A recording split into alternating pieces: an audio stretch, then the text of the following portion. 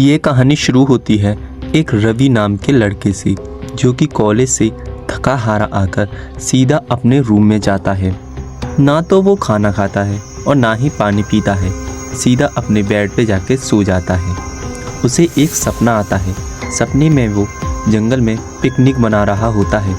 उसके साथ उसके 3 दोस्त भी होते हैं। वो देखता है उसके सामने बहुत सारा खाने का सामान है।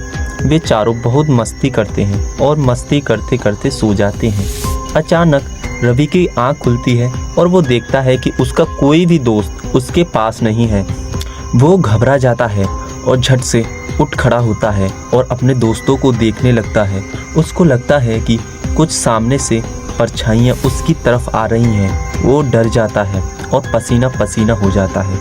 वो वहाँ से भागने लगता है और जंगल की गहराइयों में चला जाता है और वहाँ देखता है एक पुराने ज़माने की बहुत बड़ी विशाल हवेली है। वो कुछ देर हवेली को देखता है, फिर हवेली के अंदर प्रवेश करने का निर्णय लेता है। वो हवेली के अंदर चला जाता है। वो हवेली को अच्छे से देखता है। हवेली बहुत डरावनी व भयानक थी। उसको बहुत डर लगता है, लेकिन वो अपनी हिम्मत बांधते हुए देखता है।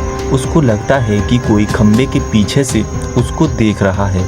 फिर उसको एक आवाज़ आती है, रवि। वो देखता है कि उसका एक दोस्त ऊपर खड़ा है और हल्की सी मुस्कान दिए उसको बुला रहा है।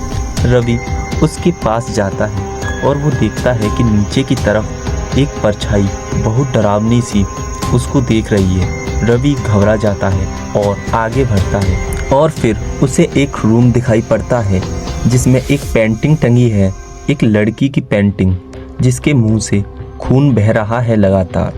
वो देखकर थोड़ा चकित होता है, फिर अपनी नज़र घुमाता है और वहाँ देखता है उस पेंटिंग में जो लड़की थी वो कोने में बैठी है और मांस खा रही है। उसके मुंह से खून निकल रहा है। वो लड़की रवि की तरफ देखती है। रवि घबरा जाता है और वहाँ से उल्टे पैर भागने लगता है। वो भागते भागते हवेली के द्वार की तरफ जाता है। जितना ही वो द्वार के पास जाता है, हवेली का द्वार उतना ही दूर जाता है। वो ये सब देखकर बहुत डर जाता है और वहीं खड़ा हो जाता है। उसे लगता है कि कोई उसका पीछा कर रहा है। वो मुड़कर देखता है, लेकिन वहाँ कोई नहीं था। फिर रवि हल्के कदमों से आगे बढ़ता है और उसे लगता है किसी ने उसके कंधे पर हाथ रखा है। वो डर जाता है।